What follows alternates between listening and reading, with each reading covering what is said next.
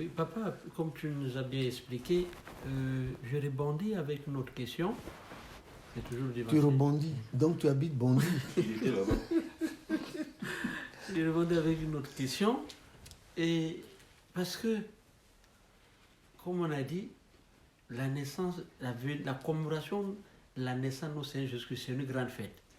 Et tu nous as permis de ne pas seulement voir la chose sur le plan matériel, mais d'entrer un peu dans la profondeur pour essayer de lever l'équivoque sur ce qui est caché spirituellement. Et nous t'en sommes reconnaissants. Mais là où je disais que j'allais rebondir, parce qu'il y a une autre fête aussi qui est en vue, c'est celle de la nouvelle année qui arrive. Donc, quel conseil nous donnerais-tu en tant que chrétien? Comment préparer une nouvelle année pour que nous puissions entrer dans la nouvelle année avec sérénité et que cette année-là puisse être pour nous une année faste, sur le plan spirituel d'abord et sur le plan social. Oui. Que le nom de l'Éternel soit béni. Ah, c'est une très bonne question. Tout le monde rêve de passer le cap d'une nouvelle année. Et ce n'est pas facile. En Afrique ou dans d'autres contrées, on parle de bilan. On dit que le bilan de l'année, c'est en ce moment, il y a des accidents, des gens, la mort, d'autres, il reste une minute, ils meurent, d'autres font la minute nette, ils meurent, etc., etc. Bon, nous allons mourir un jour, ça c'est sûr. Le corps physique mourra. Mais faisons en sorte que l'esprit ne meure pas. Faisons en sorte que notre esprit ne meure pas, qu'il soit toujours en adéquation avec le Seigneur, comme a dit, et que nous fassions attention. Et que nous nous référions à Apocalypse 3, 14, oui, 3 ou bien 1, je ne sais plus.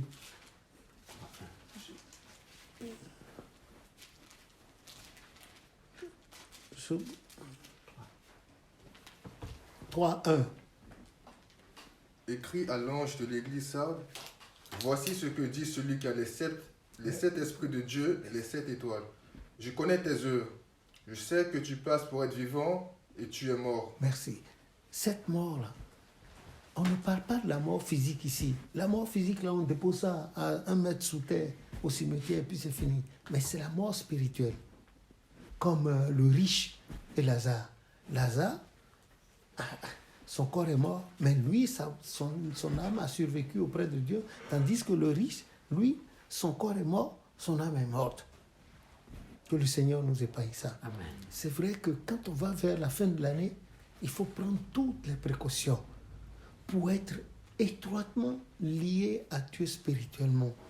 Vers la fin de l'année, il y a beaucoup de choses qui se passent. Beaucoup de choses. Et généralement de très mauvaises choses. De mauvaises nouvelles et mauvaises choses qui se passent. Moi, personnellement, dans les années en arrière, la fin de l'année, déjà dans la dernière semaine là, j'étais dans le jeûne pour remercier Dieu, mais j'étais dans le jeûne jusqu'à l'année et l'entrée dans la nouvelle année. C'était ce que je faisais. Et je demandais à Dieu de me dire ce que j'ai fait de mal tout au long de l'année et de me dire encore qui plus est ce qu'il y a de mal dans mon cœur, qui est enfoui dans mon cœur que je ne sais pas. Pour que l'année qui va suivre, je ne recommence pas ça avec l'aide de Dieu, puisqu'il a dit, je t'instruirai, je te montrerai la voie à suivre, je te conseillerai, j'aurai le regard sur toi.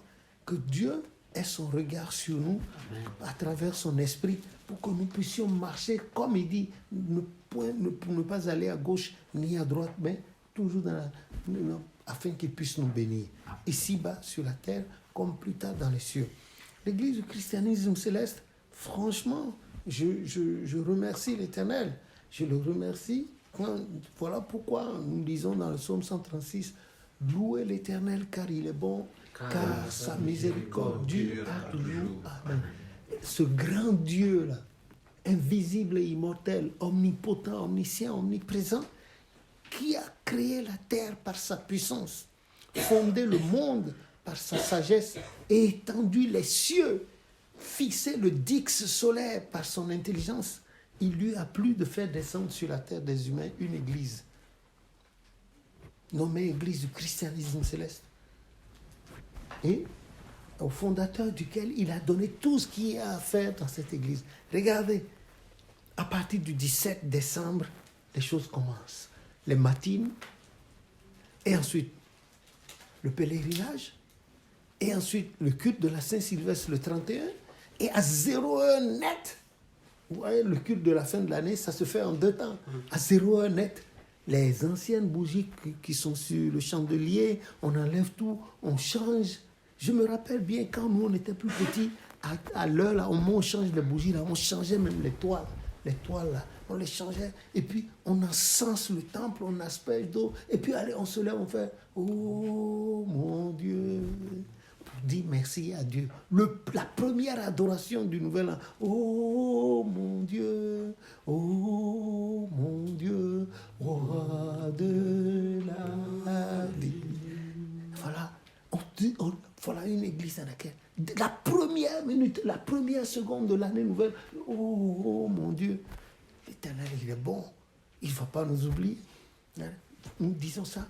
Et puis après, il y a le culte, et immédiatement après, il y a le culte le premier culte du 1er janvier. Le premier culte, proprement dit, de Nouvel An. Et puis, les 7 premiers soirs du Nouvel An, tous les soirs, on se retrouve à la paroisse pour prier et mettre devant l'Éternel nos désirata. Les lui soumettre.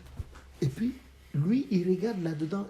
Si nos désirata correspondent, coïncident avec tout ce qu'il a prévu pour nous, on est étonné, on voit les choses s'accomplir, le chargé là, il a fini par obtenir ce qu'il attend, etc., etc. Il achète son Boeing, il y a Gildas qui est là, il passe en terminale, il y a le président qui est là, il achète une 4x4 comme j'ai toujours rêvé, et puis Christian, il dégote son travail, les mamans Jeanne rajeunissent, les Solange là, les mamans Lévi, monsieur qui est là-bas, le maître de cœur, et puis moi aussi. Oui, et je vous trouve, je suis heureux, et je lis à ce que je lui souhaite le plus. Alléluia. Là-bas, les parents, c'est cela. Donc, l'Éternel, c'est cette église-là. C'est une grâce de Dieu. Il faut qu'on en prenne soin. Il faut qu'on en prenne soin et qu'on ne s'occupe pas de ce qui se passe. Quoi qu'il arrive, si tu es champion et tu vas au combat, tu y a un match, tu as beau être champion, au moins l'adversaire, là, il te donnera un coup. Donc, le Satan ne manquera pas de chercher à nous griffer. C'est à nous de tenir la ligne et de suivre les ampoules de Dieu, les grosses ampoules blanches là. C'est ça Jésus-Christ. Il faut suivre. Quand ça se passe à l'intérieur, tu suis cela. Et l'année se passe bien. Mais il arrivera un jour, à chacun d'entre nous, il arrivera un moment de notre vie, nous ne fêterions plus le 24 décembre, car le Seigneur nous aura rappelé à lui. Comme a dit Job 19, verset 25, je sais que mon Rédempteur est vivant. Et il se lèvera en dernier sur la terre. Et quand il aura détruit mon corps, je le verrai, non pas avec les yeux d'autrui, je le verrai comme ça, quand il m'aura supprimé ce corps charnel, et il me sera plus favorable. Car mon âme languit d'attente à l'intérieur de moi. Je suis pressé de voir mon Seigneur, mon Sauveur. Que le nom de l'Éternel soit béni. Amen. Je crois qu'on va mettre un terme à ça. Je vous remercie pour les questions. Bon, c'est 3 points de suspension, on va revenir là-dessus.